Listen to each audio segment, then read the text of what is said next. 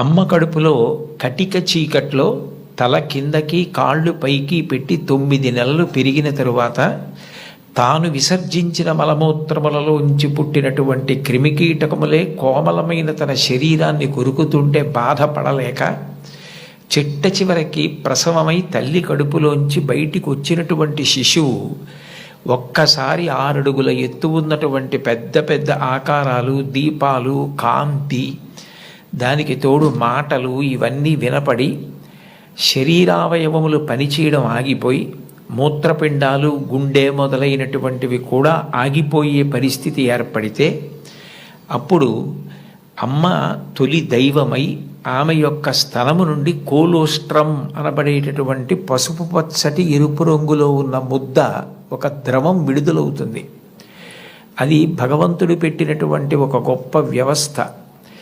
ఏమీ తెలియనటువంటి పసిపిల్లవాడు అంత భయానక స్థితిలో అటువంటి ఆకారాలు, వెలుతురు చూసి భీతిల్లిపోతే లోపల ఉన్నటువంటి మలం గడ్డ కట్టేసి నల్లగా అయిపోయి, బ్లాక్ స్టూల్ అంటారట దాన్ని, నల్లగా అయిపోయి ఆ మలాన్ని విసర్జించడం చేతకాక హృదయ స్పందన కూడా ఆగిపోయే స్థితి ఏర్పడితే అప్పుడు పిల్లవాడికి గొప్ప స్వాంతన కలిగి కే మొదలైనటువంటి విటమిన్లతో కూడుకుని మళ్ళీ లోపల ఉన్న ప్రధానమైన అవయవాలన్నీ పనిచేసి గడ్డ కట్టినటువంటి మలం బయటికి వెళ్ళిపోయేటట్టుగా చేయగలిగిన శక్తి కలిగిన కోలోస్ట్రం అమ్మ యొక్క స్థనం నుంచి విడుదలవుతోంది.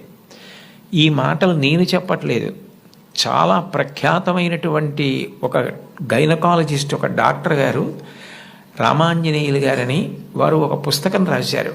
ఆ పుస్తకం ఇంగ్లీష్లో ఉంది, మాతృదేవో భవ అని. ఆ పుస్తకంలో ఆయన వైద్యశాస్త్రాన్ని స్త్రీకి అన్వయం చేసి అసలు స్త్రీ అన్న ప్రాణి లేకపోతే ఈ సృష్టి లేదు, ఒకవేళ సృష్టి జరిగినా నిలబడే అవకాశం లేదు. తండ్రి కోట్లకు పడగలెత్తినవాడు కావచ్చు, గొప్ప అధికారి కావచ్చు, కానీ పుట్టినటువంటి పసిబిడ్డ ఆకలితో ఏడుస్తుంటే ఆ పసిబిడ్డకి పాలు పట్టగలిగినటువంటి శక్తి అమ్మకు ఒక్కదానికే ఉంటుంది. నేను ఈ బిడ్డని రక్షించుకోవాలి అన్న తాపత్రయం, ఆ తిరుగులేని ప్రేమ అమ్మకి మాత్రమే ఉంటుంది. అది కేవలం మనిషిలో కాదు.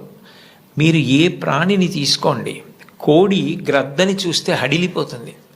అట్లాంటి కోడి తన గుడ్లని పొదిగి పిల్లల్ని చేసిన తరువాత ఆ పిల్లలు కొంచెం దూరం వెళ్ళి ఏదైనా తింటుంటే ఎక్కడ గ్రద్ద వచ్చి పిల్లల్ని తన్నుకుపోతుందో అని మెడ ఎత్తిపెట్టి ఆకాశం వంక చూస్తూ కొక్కొక్కొక్కొక్కొక్కొక్కొ అంటూ, ఒకవేళ గ్రద్ద వస్తే 2 రెక్కలు ఎత్తిపెట్టి పిల్లలన్నింటినీ రెక్కల కిందకి తెచ్చేసుకుని రెక్కలు ముడిచేసి కంఠం ఎత్తిపెట్టి ముందు నా కంఠాన్ని కోసేసి అప్పుడు నా పిల్లల్ని చెనకు అని గ్రద్దకి ఎదురు తిరుగుతుంది.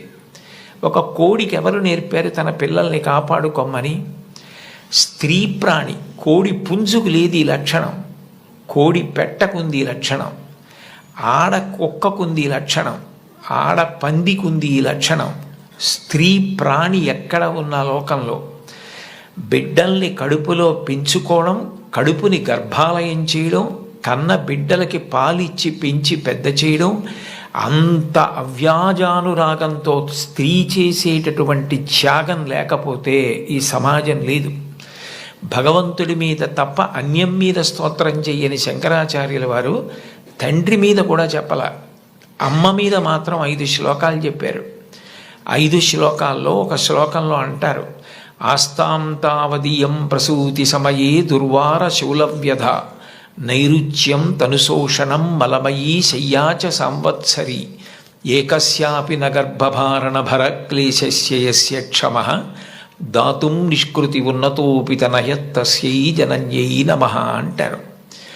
9 నెలలు కడుపు పెద్దదై వికారమును పొంది తాను వంగలేక, పని చేసుకోలేక, తిందామంటే ఆహారం సహించక ఎంతో కష్టపడి తాను మరణ సదృశమైనటువంటి వేదన పొంది అన్ని నిప్పులు పడి బిడ్డని ప్రసవించి ఆ బిడ్డకి పాలిచ్చి పెంచి పెద్ద చేసి 1 ఏడాది పాటు చలికాలం లేదు, వర్షాకాలం లేదు, మంచంలోనే మలమూత్ర విసర్జన చేస్తే ఆ మలమూత్రములను తుడిచి కడిగి బిడ్డని రక్షించి తాను ఉపవాసాలు చేసి చిట్ట చివరికి అవసరమైతే పిల్లవాడు ఎంత పెద్దవాడైనా వాడికి ఏదైనా కించిత్ అనారోగ్యం కలిగిందంటే భయం వేసినటువంటి మనసుతో నా ఆయుర్దాయం కూడా నువ్వే పోసుకొని బ్రతుకని అనగలిగినటువంటి వ్యక్తి ప్రపంచంలో ఉంటే అది అమ్మ ఒక్కతే. అందుకే అమ్మ లాంటి ప్రాణి లోకంలో లేదు. శాస్త్రాలు కూడా మొట్టమొదటి నమస్కారం ఎవరికి చేయించాయి అంటే మాతృదేవో భవ. మాతృదేవో భవ అంటే భగవంతుడు అమ్మ రూపంలో ఉన్నాడు అని కాదు దాని అర్థం. అమ్మయే భగవంతుడై ఉన్నది. భగవతి అమ్మ, అమ్మ భగవంతుడు రెండు కాదు. ఎందుకనంటే ప్రాణం పోయేటప్పుడు కూడా ఎక్కడ కొడుక్కి ఇబ్బంది కలుగుతుందోనని కొడుక్కి ఇబ్బంది కలగకుండా వాడికి ఏ విధమైనటువంటి క్లేశము పొందకుండా తాను వెళ్ళిపోవాలని తల్లి కోరుకుంటుంది.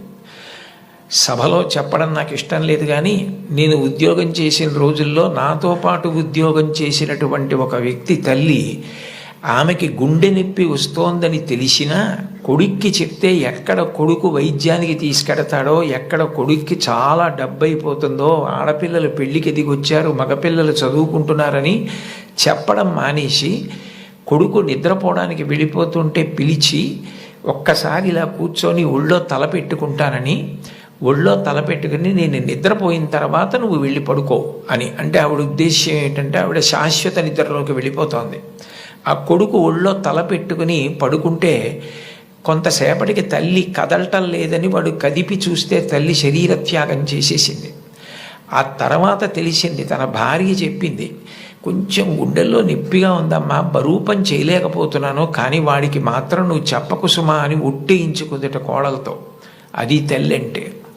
అమ్మ అంటే అంతటి ప్రేమైకమూర్తి. అమ్మ లాంటి వ్యక్తి జీవితంలో ఇక దొరకదు. జీవితంలో అన్నిటికన్నా పెద్ద నేరం ఏమిటంటే అమ్మకి చెప్పలేము అన్న పని మనం చేయడమే. ఏ పని మనం చేస్తామో అది అమ్మకి చెప్పగలగాలి.